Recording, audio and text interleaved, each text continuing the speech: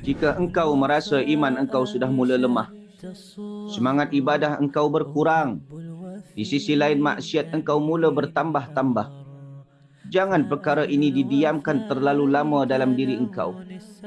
Jangan engkau buat-buat tak faham, akan tetapi berusahalah untuk kembali ke pangkal jalan. Jika engkau tak ambil berat perkara ini, dibimbangkan engkau akan mati dalam keadaan su'ul khatimah, iaitu mati yang buruk, walaupun dahulunya engkau adalah orang-orang yang saleh.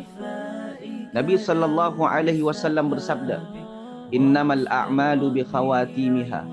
Sesungguhnya setiap amalan itu bergantung pada akhirnya. Oleh sebab itu, carilah sahabat-sahabat yang baik dan lingkungan-lingkungan yang baik agar iman dan amalan engkau terjaga. Kerana manusia itu bersifat lemah dan senang terpengaruh dengan sahabat-sahabat dan lingkungannya.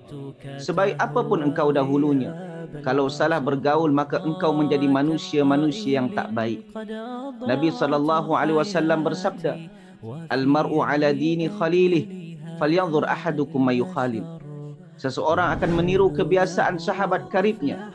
Oleh kerananya, perhatikanlah siapa yang akan menjadi sahabat karib engkau.